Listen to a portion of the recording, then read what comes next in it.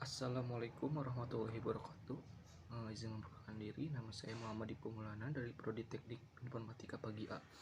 Di sini saya akan menjelaskan apa itu device manager, disk manager, dan cara partisi ruang memori serta menggabungkan ruang memori.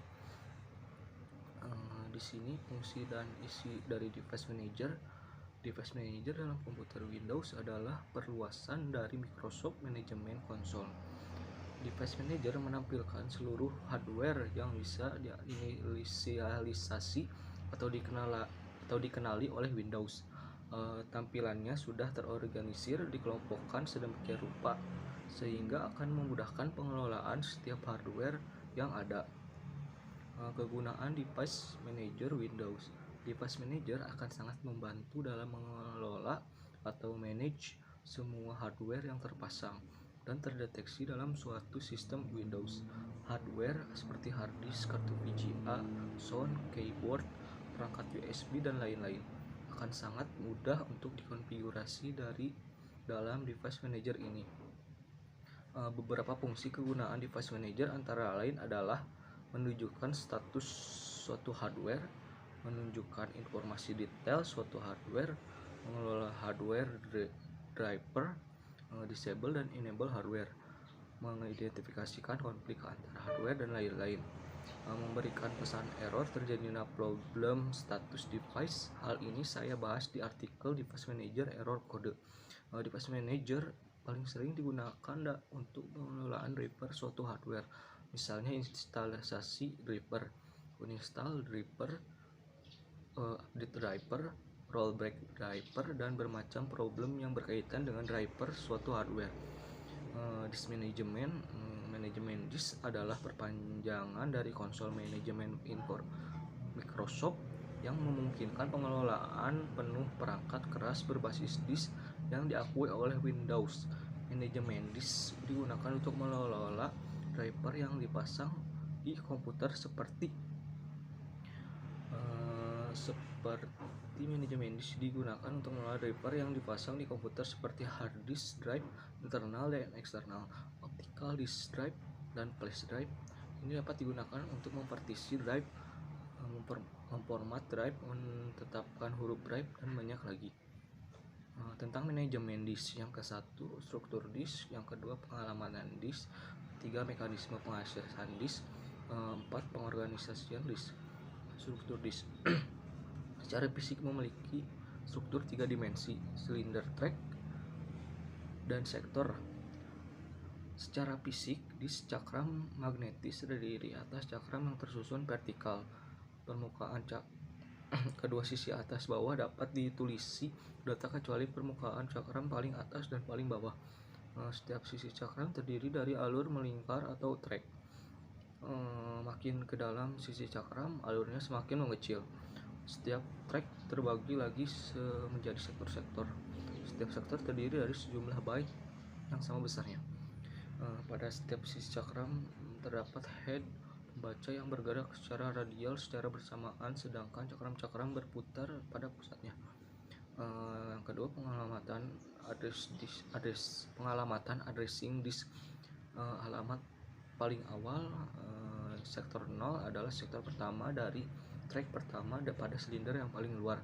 Alamat berikutnya mengikuti urutan sektor lainnya pada track pertama tersebut. Setelah itu pindah ke track lainnya pada silinder pertama terluar pada sisi cakram lainnya. Setelah silinder pertama pada semua sisi cakram lainnya telah dialamati, maka alamat berikutnya kembali ke sisi cakram pertama pada track yang letaknya lebih dekat dengan titik pusat cakram. Yang ketiga, mekanisme pengaksesan disk. Mekanisme pengaksesan penanganan permintaan operasi disk request. Yang pertama, ketika suatu proses membutuhkan transfer data dari ke disk, maka proses akan memanggil sistem call sistem operasi. Yang kedua, sistem call akan memicu sistem operasi melakukan blok proses tersebut karena operasi I/O disk akan memakan waktu. Disk request ditangani oleh device driver yang sesuai dengan peranti I/O yang hendak diakses. Device disk akan memeriksa status disk. Jika disk sedang sibuk, maka di crash request akan diantrikan pada antrian disk bersangkutan. Jika tidak digunakan, disk tersebut akan dilayani dan alamat disk dikirim ke disk controller. Yang keempat, pada operasi penulisan write, data akan disalinkan oleh DMA controller ataupun prosesor dari memori utama ke buffer disk controller. Untuk melanjutkan disalinkan ke piringan disk pada operasi pembacaan read, data yang dibaca akan disalinkan ke buffer disk controller lebih didahulukan dan selanjutnya disalin ke memori utama. Pengorganisasian disk. Yang ke-1 pemformatan disk, low level formatting. Kedua, pemartisian. Ketiga, pemformatan secara logika. Keempat, alokasi blok booting. Yang kelima, manajemen blok atau sektor yang rusak atau yang disebut bad sector. Cara menggunakan manajemen disk. Manajemen disk memiliki dua bagian utama, bagian atas dan bawah. Bagian atas manajemen disk berisi daftar semua partisi di format atau tidak yang dikenali Windows. Yang kedua, bagian bawah manajemen disk berisi representasi grafis dari drive fisik yang diinstal di komputer. Contoh gambar di bawah berikut. Berikut beberapa hal umum yang dapat Anda lakukan dalam manajemen disk. Yang ke-1, partisi drive. Yang kedua, format drive. Yang ketiga, ubah huruf drive. Yang keempat, shrink partisi. Yang kelima, perluas partisi. Yang keenam, hapus sebuah partisi. Yang ketujuh, ubah sistem file drive. Cara melakukan partisi ruang memori. Yang ke-1, buka start menu, lalu ketik disk mgmt.msc dan diikuti dengan enter. Setelahnya, untuk membuka disk manajemen, 2, klik kanan pada partisi yang ingin Anda kecilkan atau bagi, lalu klik pilihan shrink volume. 3, setelah itu Anda akan disuguhi pertanyaan seperti bawah ini. Total besar partisi sebelum dibagi dalam MB, ukuran yang tersedia untuk dibagi dalam MB4. Contoh gambar berikut.